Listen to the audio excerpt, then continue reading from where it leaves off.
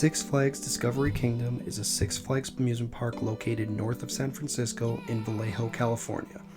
First opening as a small zoo under the name Marine World, they eventually introduced amusement rides and roller coasters, which is now mainly what the park focuses on today, though there are still a collection of zoo animals scattered around the park. Six Flags Discovery Kingdom has a total of 10 coasters. However, Flash Vertical Velocity has been closed for the season, and Superman Ultimate Flight and Joker were both broken down for the majority of the day, so I didn't get to ride any of those 3 coasters. Even still, I will give each of those 3 a ranking based on how I think I would have enjoyed them. I will be ranking the coasters as well as putting them into tiers. The tiers will be Best in the Park, which will have 1, Great, Good, Worst in the Park, which will also have 1, and Family/Kids coasters. Coming in at number 10 is Roadrunner Express. Roadrunner Express is a Zamperla kids coaster from 1999. Much like Lucy's Krabby Cabbies at CGA, this looks like a very basic, mild kids coaster, except it doesn't even have bunny hills like the aforementioned Lucy's Krabby Cabbies, so it is even more mild than that coaster. This is the first coaster that many kids will have gone on, and these are littered around Six Flags parks under different names, like Speedy Gonzales Hot Rod Racers at Magic Mountain and Roadrunner Railway at Great Adventure, for example. Coming in at number 9 and rounding out the family/kids coasters is Cobra, a Zero Tivoli from 2000. This is a step up from Roadrunner Express, though still a very mild coaster, and any kind of speed you may get on this coaster is hindered by the massive 20-car trains this coaster has. That being said, it has some decent helices and winds around itself. West Edmonton Mall in Edmonton, Alberta has a similar model to this, except with smaller trains so it picks up speed quicker. Still, a nice step up from Roadrunner Express. Coming in at number 8, and easily my pick for the worst coaster in the park, is Kong. Kong is an infamous Vekoma SLC from 1998, standing at 109 feet tall, reaching a maximum speed of 50 miles per hour or 80 kilometers per hour. Does Kong have decent speed? Yes. Does Kong have an interesting layout? Yes. Is Kong intense? Yes. Kong definitely has some things going for it, but it's all taken away because it has the worst restraints maybe ever, coupled with the shakiest, jankiest transitions. Vekoma SLCs have a notoriously horrible reputation among enthusiasts and GP alike, but I always want to ride a coaster so I can form my own opinion on it. So I went into this one optimistically, and after one ride, even though I acknowledged that the restraints were atrocious, I didn't think it was too bad. But we rode it later on that day and immediately I got a headache. If you somehow avoid the head banging, you will get neck banging and so much shakiness the entire ride. The fact that Vekoma thought this big padding right by your ears was a good idea is crazy. On top of that, if you have broad shoulders, they will get squished by the weird shoulder guards on the restraint. And then, there's the awkward handlebars that are in the most unnatural position. It's an awful ride made worse with awful restraints. The definition of a credit.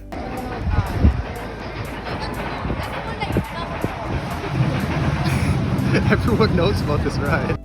We are now in the category of roller coasters that aren't family coasters and also aren't terrible. This is the good tier. Coming in at number 7 is the new for 2022 Sidewinder Safari.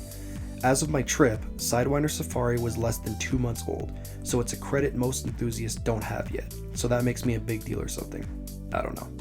I don't know how to put this, but I'm kind of a big deal. Anyways, Sidewinder Safari, which is just a strange name for a coaster, is a Zamperla spinning wild mouse standing at 42 feet tall with a max speed of 29 miles per hour or 46 kilometers per hour. Though it technically is a spinning wild mouse, the spinning aspect is definitely overstated. You go through the whole lateral section and first 2 drops without spinning once, which really takes away from the fun that is to be had with this coaster. As with most wild mouse roller coasters, it has some great laterals, but the drops were pretty shallow on this one, and the lack of spinning made it pretty mild. Kong is technically a more interesting ride, but Sidewinder Safari gets the edge for at least not being painful, though I'd consider this a borderline family coaster. Moving on to number 6 is Boomerang Coast to Coaster. Built in 1998, it is a Vekoma boomerang standing at 116 feet tall and reaching speeds of 47 miles per hour or 76 kilometers per hour. These boomerang models are infamous and quite unpopular amongst enthusiasts. likely because they were spread like the plague during the 90s, and they are found at various parks around the world. Despite this being a heavily cloned model, I found it inoffensive and actually quite fun. The first drop takes forever because of the slow lift hill, but it really builds up the tension. It's not super smooth, but I wouldn't call it terribly rough either, and my head cleared over the shoulder restraint, so there was no headbanging. The inversions are quite forceful as well, especially when you go in reverse, which is quite an interesting sensation. Overall, even though boomerangs are genuinely unpopular, I found it to be a much better ride than it was perceived to be. I'd ride a boomerang over an SLC 10 times out of 10. The Twix advertisement on the ride is also hilarious to me too.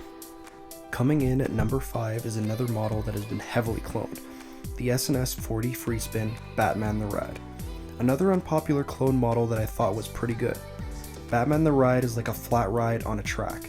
Built in 2019, this was actually the very first 40 Freespin installed. Each ride is theoretically able to flip independently while you ride on the track full of dips and 2 Raven drops. Batman sits 120 feet tall and reaches speeds of 38 miles per hour or 61 kilometers per hour. The drops combined with the unpredictable nature of the cars makes the ride pretty chaotic and fun. My only complaint is that we didn't get any full spins. The cars rocked during our ride, but we never did a full spin, which was disappointing. Also, the vest restraints are not the most comfortable restraints out there, and they tightened quite a bit during the ride. Being stapled in vest restraints is not the most comfortable thing in the world. Coming in at number 4 is unfortunately a roller coaster that it seems like a lot of people have trouble riding. Flash Vertical Velocity has been standing but not operating since 2021, and there hasn't been any indication that it'll be reopening, even though it was repainted in 2019. Flash is an intimate impulse coaster from 2001. It is the first of 3 coasters that I didn't get to ride during our trip, and given Intamin's track record of unreliability and downtime, this seems like a ride that has not been able to open a lot in the recent years. The ride used to be 186 feet tall with vertical spikes on both sides of the track, like Wicked Twister at Cedar Point, but it had to be shortened to abide by the city's height restriction of 150 feet. The front vertical spike was also changed to a 45-degree angle, making it, I believe, the only impulse coaster with this design. Flash reaches a maximum speed of 65 miles per hour or 105 kilometers per hour through the use of an LIM launch, making it the fastest roller coaster in the park. Based solely on the POV, I think 4th is a good spot for this coaster, as it looks like it's pretty intense and possibly has some good whip on the front twist and good weightlessness on the rear vertical spike. Now we get to rides that I would consider great. Coming in at number 3 is the second coaster I didn't get to ride because it was down for most of the day, Superman Ultimate Flight. Yet another ride that has been cloned quite a few times, and like Batman, this was the first of its kind. Superman Ultimate Flight is a 2012 Premier Ride Skyrocket 2, measuring in at 150 feet tall with a max speed of 62 miles per hour or 100 kilometers per hour through the use of an LSM launch. The reason I have this ride above Flash Vertical Velocity is because the ride has more going on. You have 3 launches, each stronger than the last, with the final launch pushing you all the way up, and you get some crazy hang time on the 0G roll. Then you descend a 90-degree 150-foot drop and go through a non-inverting loop and back to the station. Skyrocket 2s are genuinely well received, and so I think 3rd is a good spot for it since I don't see it being better than the 2 remaining coasters on my list. At number 2, we have a coaster that I got most rides on during my trip, Medusa. Medusa is a B&M floorless coaster from 2000, standing at 150 feet with a max speed of 65 miles per hour or 105 kilometers an hour. It is tied with Flash Vertical Velocity for the fastest coaster in the park. Medusa has a great layout that spans nearly 4,000 feet. The first drop is great and seems to go on for forever before you hit a massive 120-foot vertical loop that gives you some great hang time near the top. You then enter a large dive loop and then the best element of the ride, the 0G airtime hill thing. I don't even know what exactly to call it, but you get airtime and whip on it, and it's great. On all but one of my rides I got stapled pretty badly, unfortunately, but the ride I wasn't stapled I got some great floater during this element. You then enter a rare sea serpent roll before the mid-course brake run. On every ride we went flying through the brakes without them really engaging.